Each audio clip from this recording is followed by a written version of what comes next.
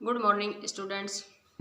जैसा कि अपनी क्लास में चल रहा है BA part third paper first, उसमें अपन काफ़ी सारे टॉपिक्स विस्तृत रूप में देख चुके हैं और अभी अपना चल रहा है भारत में पुनर्जागरण।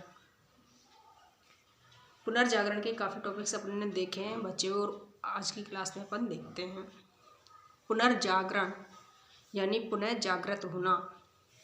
एक अंधकार के युग से या पुरानी व्यवस्था से नई व्यवस्था में या प्रकाश के युग में प्रवेश करना।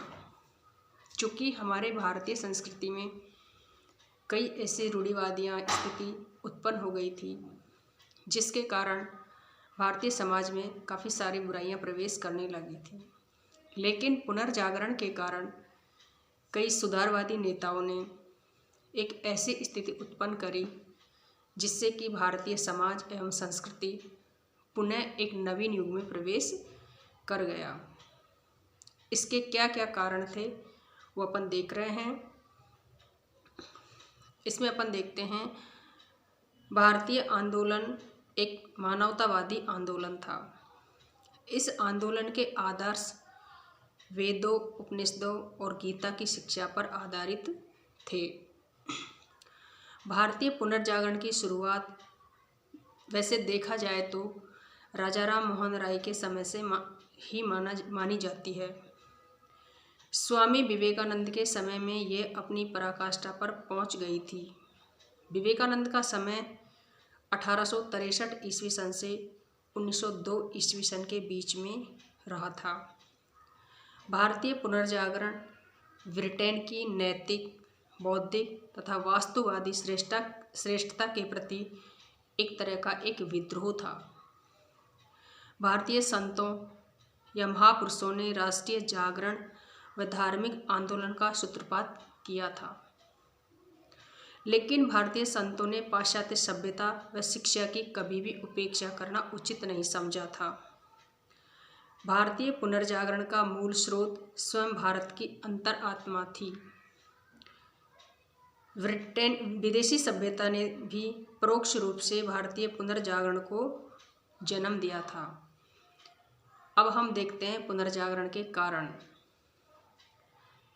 वैसे हम देखते हैं तो पुनर्जागरण क्या था।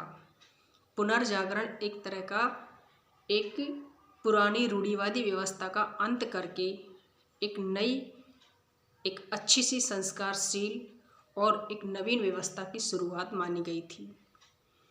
चूँकि भारतीय सभ्यता और संस्कृति शुरू से ही धर्म, हमारे वेद, उपनिषद और गीता की शिक्षाओं पर आधारित रही थी और हमारे संतों ने इन्हीं वेद, उपनिषद और गीता की शिक्षाओं को लेकर के पुनः एक नवीन व्यवस्था की शुरुआत की थी। वैसे तो विदेशी जो संस्कृति थी या विदेशी जो व्यवस्थाएं थी उसने भी हमारे पुनर्जागरण को काफ़ी सहायता प्रदान की थी। हमारे भारत की अंतरात्मा शुरू से ही बहुत अधिक शक्तिशाली रही है। अब हम देखते हैं इसका पुनर्जागरण का क्या कारण था। जो नंबर 1 कारण, अंग्रेजी शासन की भारत में स्थापना। किस प्रकार से अंग्रेजी शासन की स्थापना हमारे लिए एक सकारात्मक सिद्ध हुई, जिससे कि हमारी भारतीय जो समाज की रूढ़िवादी व्यवस्थाएं थी उनमें अंग्रेजी शासन की स्थापना से नए सकारात्मक कदम उठाए गए, वो हम अभी देखते हैं। अंग्रेजी शासन ने हमारी सामाजिक व धार्मिक व्याधियों के उपचार का बहुत अच्छे से प्रयास किया था। उदाहरण स्पष्ट सामने है। लॉर्ड विलियम बेंटिंक के जो प्रशासनिक सुधार थे, बेंटिंक ने हमारी सामाजिक कुरीतियों को दूर करने का प्रयास वैधानिक तरीके से किया था। ये हमारे सामने स्पष्ट इसका प्रमाण है। लॉर्ड डलहौजी के सुधार भी भारतीय समाज को आधुनिकता की ओर ले जाने वाला एक कदम था।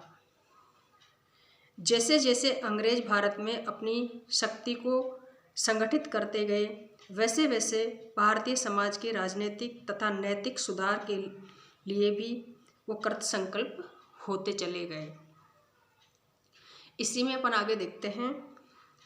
भारतीय समाजवादी श्रीनिवास भारतीय समाजवादी श्रीवास जी के अनुसार ब्रिटिश शासन ने भारतीय समाज और संस्कृति में स्थायी और मौलिक परिवर्तन उत्पन्न किए थे। 1833 में कंपनी के द्वारा जो पाश्चात्य शिक्षा की जो पद्धति भारत में शुरू की गई थी, ये भारत में एक नवीन युग का सृजन मानी गई थी।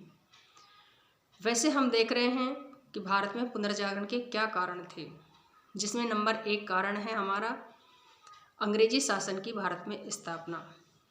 वैसे तो अंग्रेजी शासन हमारे देश में अपने स्वार्थों की पूर्ति के लिए स्थापित किया गया था, लेकिन कई उसमें ऐसे कारण निकल कर के बाहर आए जो हमारे लिए बहुत अच्छे सकारात्मक सिद्ध हुए। जैसे कि 1833 ईस्वी सन में कंपनी सरकार ने भारत में पाश्चात्य शिक्षा की स्थापना की थी, यानी पाश्चात्य शिक्षा की यहाँ पर भारत में शुरुआत की गई थी। वो हमारे लिए एक बहुत अच्छे से सकारात्मक सिद्ध हुई और उसके कारण हमारी जो रूढ़िवादी व्यवस्था थी उसका धीरे धीरे अंत होने लगा और एक नवीन व्यवस्था की शुरुआत की जाने लगी। धन्यवाद दोस्तों। बचे हुए कारण अपन अगले क्लास में देखते हैं।